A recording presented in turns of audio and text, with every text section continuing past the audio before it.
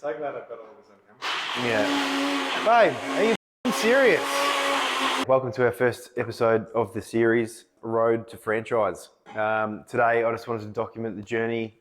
I guess, we're an established business, have been for a few years, and the plan is now to start scaling with other people, going that next sort of step from being an independent tyre service to rolling out a franchise model. So we'll introduce to you guys who we've brought on board to help us roll that out. Jason from H2H Digital. Jason's a weapon. He's got extensive background in this sort of thing. So he's worked with a company called Mawson's Concrete for about 20 years or more, I think. And so he helped roll out all their systems, procedures and policies, that sort of thing. So when it comes to like that sort of stuff, he's a gun. So he's coming on board. We've got him 1 day a week up until December, planning to hopefully have it rolled out by about December, ready to launch 2024 and take the brand sort of national. So super exciting. I wanted to get all the nitty gritty details because, I'm a big one. Like I think a lot of entrepreneurs get stuck because they try to wear all the hats and they want to control everything and they want to do everything. From early days, I've recognized that like this just isn't me. I don't do systems and policies, procedures. I'm more of a vision sort of guy. And to be honest, up until now, my wife Jemima, she's been the one that's been picking up all the pieces. So a lot of people say, how do you juggle so many balls in the air? To be honest, I don't. I throw them up in the air and then my wife finds a way to catch them somehow, which has got us to pretty much where we are. When we're talking about franchisees, it's people that are investing in our brand and our company. And so they need that support, the backing, the systems in order for them to be successful because we're playing with people's livelihood. So when it comes to this sort of thing, we don't want to half-ass it. That's why we are getting a contractor in and spending a bit of money. But by 2024, we hope to have a serious product where, if somebody, inquires about the brand and wants to buy in, or, if we want to employ the right team, we want to have all our bases covered so that it knows that we've put the effort in and we've got some really good shit happening. So I thought, the next 6 months rolling this out, doing this YouTube series, it's going to be an opportunity for people that are interested to be able to see, the effort that we've put in and the depth that we've gone to, get to where we are today and get to where we are in 2024. So stay tuned, guys, and come meet Jace. What's going on, big dog? Welcome, mate. Yeah, thanks, buddy. How are you? Good. Come in. Excellent. Armin's good. So welcome, man. I guess the why would be obviously we want to see how far we can push the brand, take it national. We want to take the brand national. We want to just talk about why, how, what. Yeah, sorry. I just want to see how far we can push the brand. It excites me to grow. I really just enjoy the process of growing. Something that we started from scratch. We sort of want to disrupt the industry in a way. We want to build something that we want to do something that hasn't yet been done, which is this franchise model in the B2B sort of commercial only space sort of thing. We definitely saw that there's a massive gap in the market for really good, reliable on-site service. On-site, so transport, agricultural, industrial. Yeah. And I just, especially in our area, I could just see that it could be done better. And then, I guess there was some, deep-seating things like what you were talking about where, Jemima had moved up to Echuca and I felt like I had to find a way to, honour the promises I made her with, starting a business and all that sort of stuff. But, I didn't want to just talk the talk, and she's changed her whole life to move up to Echuca and, I did walk the walk for her sort of thing. So that's probably that was a big driving lever early days. We want it to be affordable so that we can offer opportunities to people that, don't have, $200,000-$300,000 in equity to buy into the bigger franchises. This is an opportunity for somebody that, has what it takes, wants to start their own business, but they just, it's affordable and they know that they're going to get, the power of buying big within the group, but you know, and they're going to get supported, but it's just an easier. Yeah, and I guess because like when we started out, like we had so much trouble with that. You know, it's just taken 4 or 5 years to be able to like actually be starting to make it reasonable. You don't have to start with your prices low, but your expenses high, so you make more money. Yeah, that's it. Well, yeah, when we first started, there's a couple of suppliers that take, you know, offer you a reasonable deal to get you going, but for the most part, like even still with some of our other brands like, you know, Michelin and Bridgestone, we've struggled to get competitive pricing because we're just not there yet. So if somebody can walk in, you know, off the bat with sort of a pretty low, you know, revenue at the start, Yeah. and they can buy the product for what we're buying it for. Yeah. Yeah. So that's sort of probably all right. So that's a good start. And I guess I want to now just flesh out from your perspective what the how is. So what is the man in a van, or Yeah, what does it look like? what does it actually look like? So it's time for you to take a pen. Oof. And just draw it out in your view. Not necessarily draw a van, but How? So it's an on-site operation.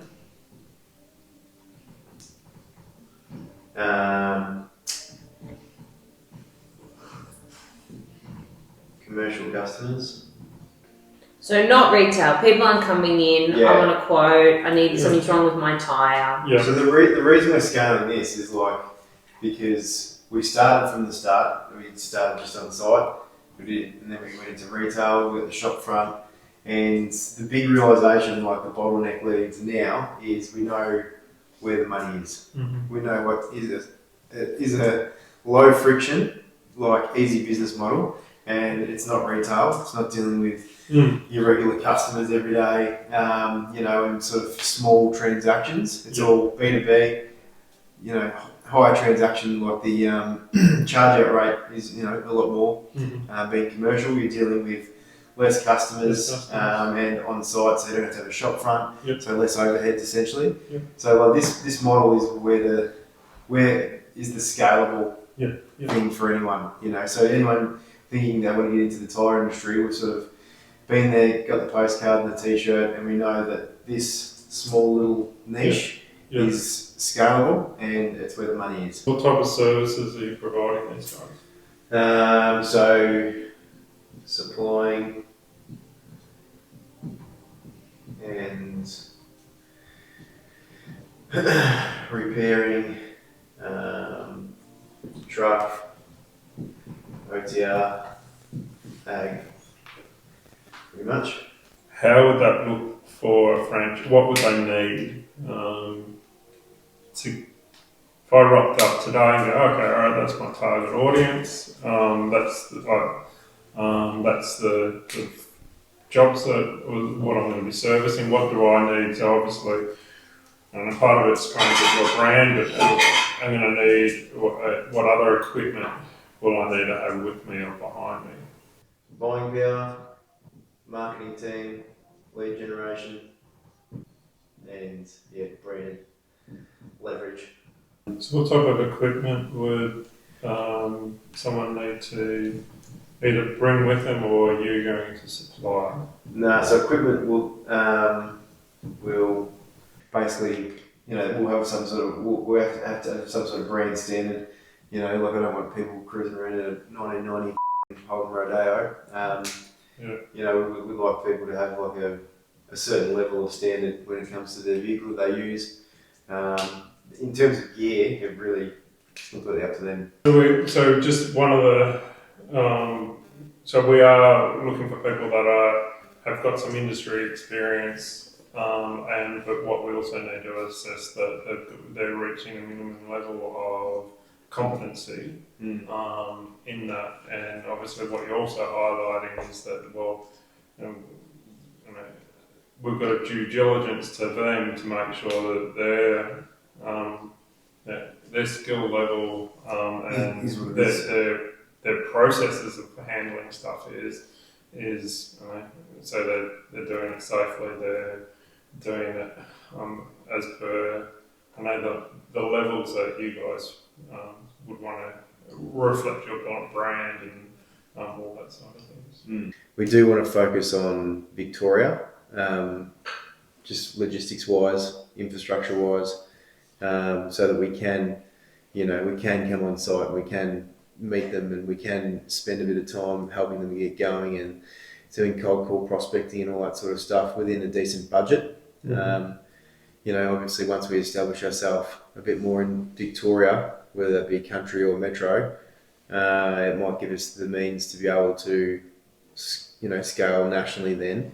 So I'm thinking we want to roll the franchise model out 2024, but it could be 2025 before we have the capital infrastructure and people to be able to go, right, let's go for Queensland, and we can have somebody boots on the ground up there assisting with onboarding franchisees and that sort of things. It poses a question for me around, if I'm in Melbourne, what sort of zone, or if you get three people that sort of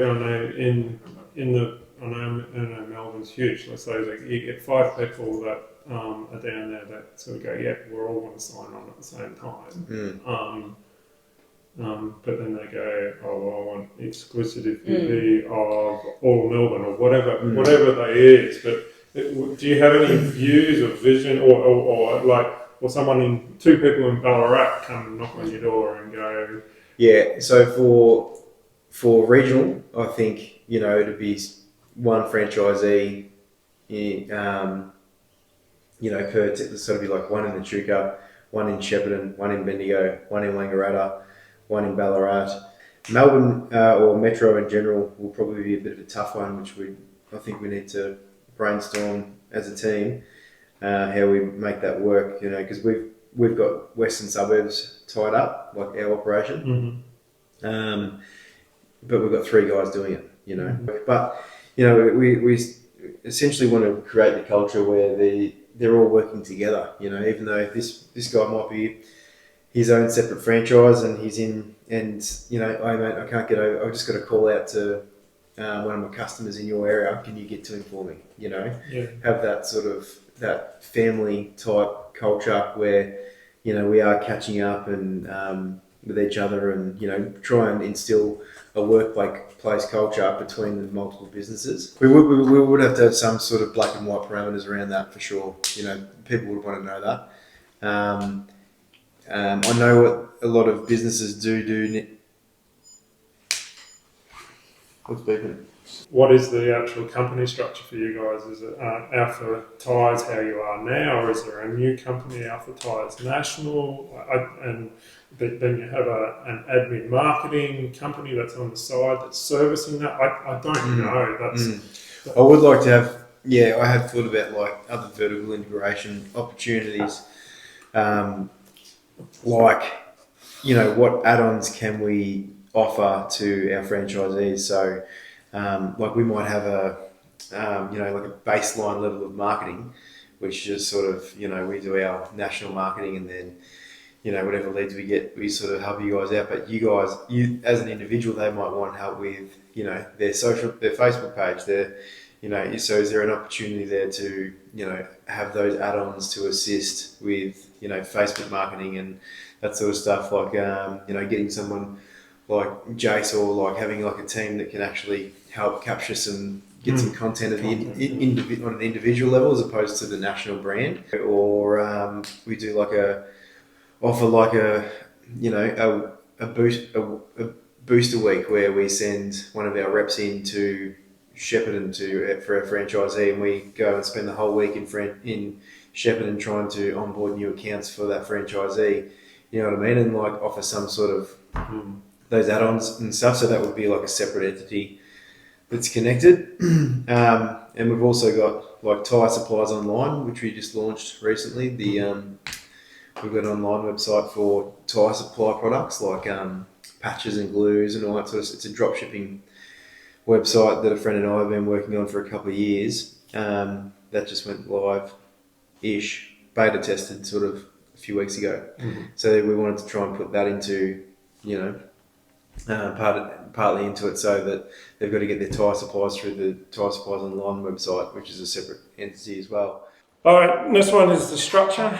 Establish a new brand, invest existing franchise. I guess you've sort of done that in the sense that you've sort of gone, well, it's a new franchise model. There's not an existing one out there that you want to, like, you don't want to go to Jim's Mowing and sort of go, hey, can we add on a Jim's commercial tyres sort of component with you and go down that path? Yeah. I guess it's sort of like, is it worth exploring that, or is it really, no, well, our vision is to build the Alpha Tyres one and have it own, or is there benefit in having a look if there is other people somewhere in the world that has do that you might even just be able to reach out to. Yeah, or just learn something from, they include this, but they don't include this. We didn't think of that. Yeah. I'm happy to do that. James isn't a big researching kind of person. It's exciting, man. It's good to dissect it, and appreciate you coming and bringing like a bit of a framework here for us to even just having this conversation sort of like opened up my eyes to another level of like. Yeah, good. There's a lot of stuff to consider here, which we're that's why we're here. We're going to take the time to do it. I really don't think that December is too ambitious. I would be waiting to talk to an attorney because I don't know. Yeah. Like just from the systems and that side of things, like it's going to take every bit of that time just to capture that and document that, I think. But the reality is we can go, well, we're only going to target 1 or 2. All right, James, don't go out and get 15 in the first 6 to 12 months. And maybe the second 6 months we might target a few more because we want to also prove that process. And because we want to get as much right up front, it's going to be a learning game, and go, all right, well, I know the back end system is a bit clunky in this area, right? So all right, well, we need to tune that, but that's going to cost X amount to do it. All right, can we fit that in and those sort of stuff? All right, our policies are in this area, it doesn't really make sense, or we need to refine it, and we'll spend some time on that. All right, how you'll learn through that first ones, or what marketing works here that suddenly didn't work down in Gippsland or wherever it is for whatever reason. All right, first entry in the vlog, Road to Franchise. Happy with that, boys and girls. Got to be careful there. We don't know. Could be a little, we got a little bump coming on. Look at that. Little organic one. So thanks for tuning in, guys. I hope you found a bit of value there and a bit of excitement. We'll try and put a few golden nuggets in this one. If you got a bit of value and you're keen to come along on the journey, comment below, tag some friends, and subscribe to the channel. It all helps. And hopefully you can. I don't know what else to say. That's all right.